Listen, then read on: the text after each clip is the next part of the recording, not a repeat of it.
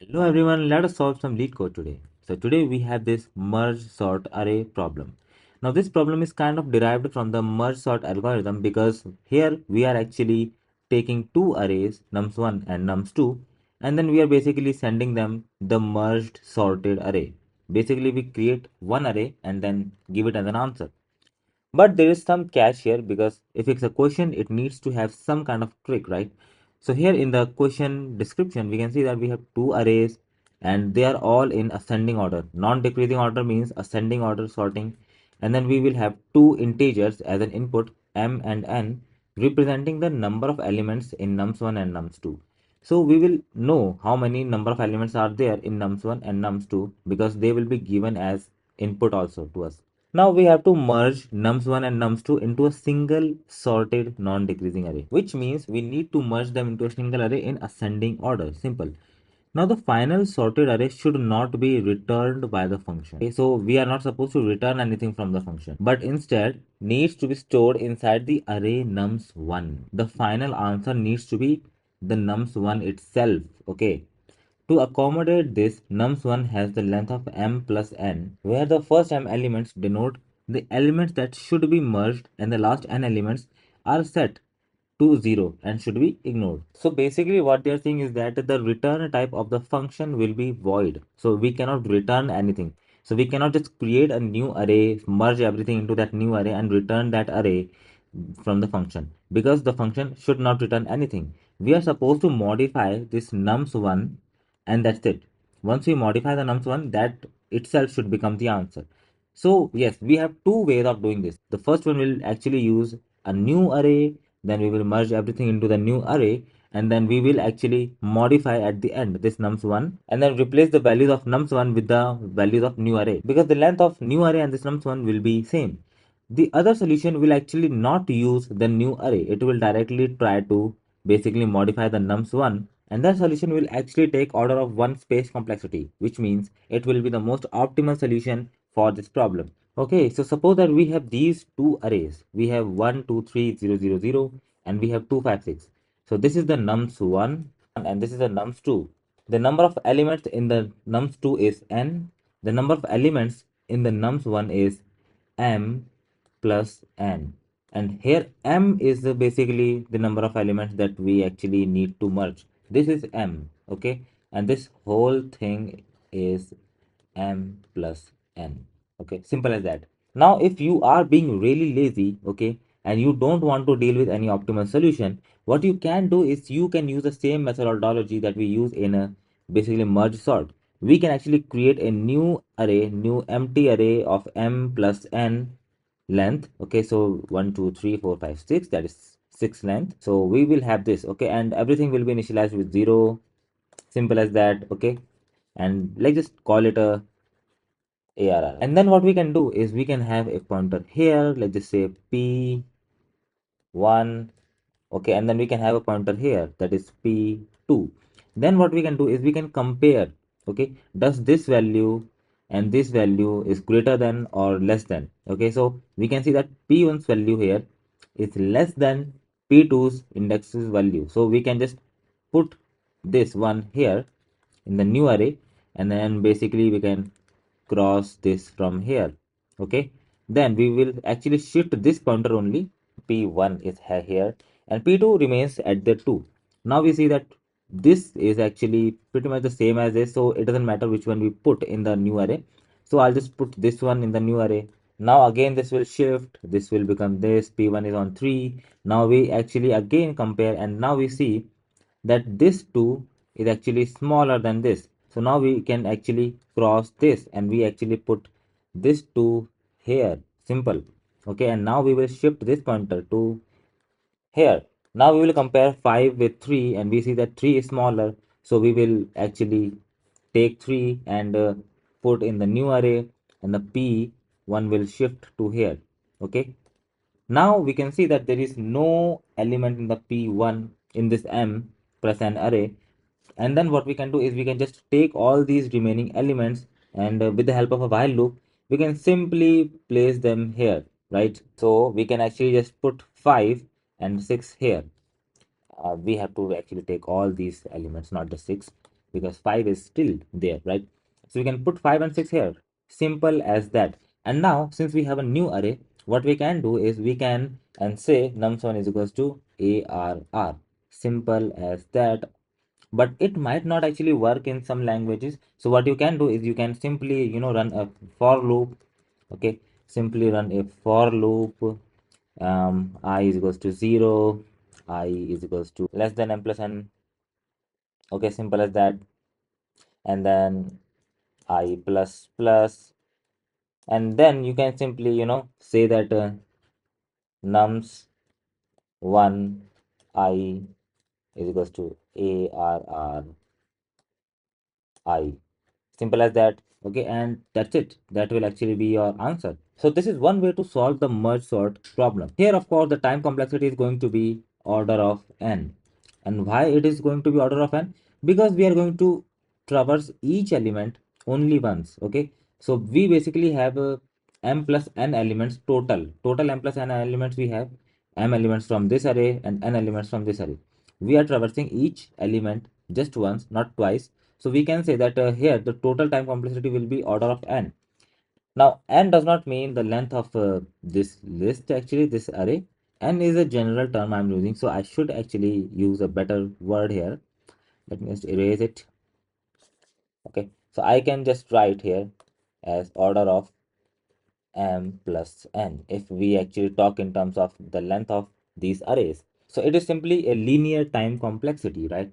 But the space complexity, if you look at it, we again have order of m plus n, because we will actually have to create a new array that can store both the elements, both number of elements, that is m elements from this array and n elements from this array. So we will actually have order of m plus n space complexity. Now, if you want to actually see the code for this, well, I have already written the code. So here what we are doing is, first of all, we are creating a new array in which we will actually, store all the values. Then we are actually creating a pointer m that will be pointing to the first index of this pointer m. Then we have a pointer n that will point to this place. Okay, so we have both the pointers here. Then we have an index I that will actually be used to fill this array. So, and in the while loop now we are actually starting to filling it. So what we are saying is that while the pointer m is greater than m and while the pointer n is greater than n, it means until and unless one of these pointers p1 or p2 actually ends, okay, the list or the array, there can be a position where number of elements in this array is finished, just like we saw. Okay, we saw that these elements were already inserted and we were remaining with 5 and 6. So while we actually have elements to compare in both the arrays, only till then this loop will run. So what we are doing is we are comparing does the nums1 at pointer m and nums2 at pointer n. So if this is less than this, what we are doing is we are basically assigning nums1's value in the array I. Since we have to actually assign in the ascending order, then we are increasing pointer m only. Otherwise, we are assigning the nums2's value and increasing pointer n, and the I will be increased at any iteration, because something will be filled at every iteration here in the array. I will be increased at every iteration. Now when this loop ends and we are still remaining with some elements in any of the arrays, if there are any elements in nums1, simply put them all in the new array one by one. Otherwise, if there are any elements in nums2 array, we can do the same, put them in the new array one by one at the end. And at this point what we are doing is we are basically modifying the nums1, okay, with the new arrays values, and that's it. Since we cannot return anything, so the online judge will actually take the reference of nums1 and see if its values have been modified or not. So now let us move on to the optimal solution. Since we cannot use the new array or any extra space, well, it doesn't make sense to actually start filling this nums1 from this point, because if we try to fill this nums1 from this point, we will actually have to like somehow manage the previous value, because if I compare this and this, then it's fine, the one stays here, the pointer moves to this point, then we compare here and here and it's still same, it then the pointer moves here, then we see that okay, this is greater than this, and we try to replace 2 here. Okay, so we place 2 here, but then where is the 3? Where do I store the 3? Should I store it here? But if I store it here, then I will actually again have to compare this 3 with the rest of the remaining values if there are any values here. Okay, if there are any values here, we have to compare it here, and that kind of makes everything kind of tedious. Okay, it makes everything very kind of cumbersome and hard to do, because we have to actually shift the values, we actually have to manage which values were removed or modified in the nums1 and where to store the previous values. Is there a simpler way of doing it? Well, yes, there is. Since it doesn't make sense to actually start from this point, why don't we start from this? Because this is already empty, right? This entire space is already empty. It doesn't matter what we put in here. So why don't we start from this? Okay, we will have a pointer, let's just say I. We will again have a pointer here, p1, and we will have a pointer here, p2. Simple, right?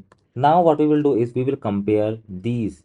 So is 3 greater than 6? 3 is not greater than 6. So whatever is greater than, now that's what we will put here, because from here we will actually kind of see descending order. So what we will actually put 6 here, and then we can actually simply cross it. So 6 is done. We will move the pointer. Now we will again compare, is 3 greater than 5? No, it's not. So 5 again wins. Okay, and we will actually move 5 from here to here. I mean, of course, we are not moving anything. We are just writing that, okay, 5 now exists here. The pointer will again shift and the pointer will go to 2. Now we will again compare. Is 2 greater than 3? No, 2 is not greater than 3 this time. So 3 needs to be here, right? So what we will do is we will actually write 3 here. Okay, and this is done. So this pointer can move now to this place.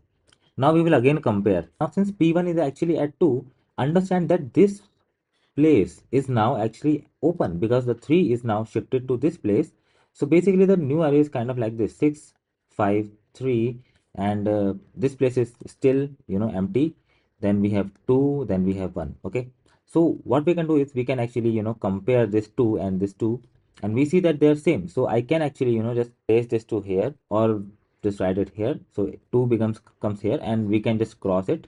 Now this position becomes empty because it's not empty. There is the value, but I can actually fill any value here because the value that was present here is actually going here also. Okay, it's at the correct sorting position. So this becomes kind of an empty place. P1 is actually shifted to here. Now we again compare. Is this greater than this? No. 2 is still greater than this. So I will simply put 2 here. And now we actually have 1 at the end. And as you can see, that now we don't actually have to do anything because this part of the array is sorted, right? It is already sorted. And since this is going to be less than this, so all the elements at this stage is going to be sorted. All in all, the entire array is going to be sorted, correct? I don't have to do anything anymore. So I can actually start from the end of this array and just keep on changing values. And of course, this I will keep on moving at each iteration. It doesn't stay at the same place. I will also keep on moving. Now let us actually see the code. Okay, and here as you can see that the code is a bit more simpler, shorter, and easier to digest. So what we are doing is we are taking the end position of the m elements. Okay, so m minus 1 simply gives us a pointer to this value. Okay, this 3, because m plus n is entire list. Okay, we have this m pointer, we have this n pointer. N is of course the end of this list. So this is n pointer, n minus 1 pointer, sorry. Okay, because everything is 0 based, 0 1 2, so it is going to be n minus 1. And now we have this I, and I is equals to m plus n minus 1. That is this position. Everything is just way too messed up. So this is going to be the I initial position. Okay, simple. We are again doing the same thing. While the pointer m and while the pointer n is greater than equals to 0, it means until and unless any one of the arrays have been exhausted from the values, we are going to run this loop. We are comparing. If the value at nums1 pointer m is greater than nums2 pointer n, we will simply take nums I. Nums I will be equals to nums1 pointer m. Whatever is greater, we are going to store at nums I, and then we will simply decrease the pointer m as we discussed here in this place. Otherwise, we are going to do the same with pointer n. Nums2 pointer n will be assigned to the nums I, pointer n will be decreased, and at the end, no matter what happens, something gets filled at the ith index in the nums1, I will be decremented. Now this code, okay, what does this code do? Take one thing into consideration. 6 came here eventually, 5 came here, 3 actually just shifted, 3 shifted, so it came here. Okay, then 2 also shifted, so it came here. Then this 2 came actually at this position, so we actually had an array like this eventually. But what if while this was empty and we saw that at this position we actually had 2 and at this position we actually had 1, right? If this was the case, at the end of the array, pointer I would be I at this, okay, p1 would be at this, p2 would be at this. We are now comparing 1 with 2 and we see that this 2 is actually greater than 1. So we will actually shift this to here, and this value is going to exhaust first. That means our nums1 array will exhaust first, and then we actually still have some value here because this is gone, but we still have this one number remaining in our nums2 array. So what we will actually have to do at the end, we will simply have to basically, take all the values here, okay, from here, and then basically shift them the nums1, okay, in these places. Simple as that. We just have to shift because everything is sorted. We don't have to compare anything. We just have to keep shifting these values into this empty place, okay, into the empty place here. What we are doing in this code is we are taking, okay, nums I is still going to point to the previous place because it's a global variable. So we will actually, keep filling the nums I until we actually run out from every element in the nums2 array. That's why we are, decrementing pointer n and I again and again. So once this pointer n becomes 0 or less than 0, sorry, then every element in the nums2 is also exhausted and have been placed into the nums1. And as you can see that we are still, decrementing it, which means we are still going from this position to this, okay, we are still going from right to left. We are not actually, trying to fill this now in from this direction. We are not doing this. We are keeping the direction same. So that's why decrementing is happening. And so yeah, that's how it is actually working. Now let's try to run this thing and see how it works. And so it works perfectly fine. I would not actually trust this 100%. It's a very stupid number, to be honest.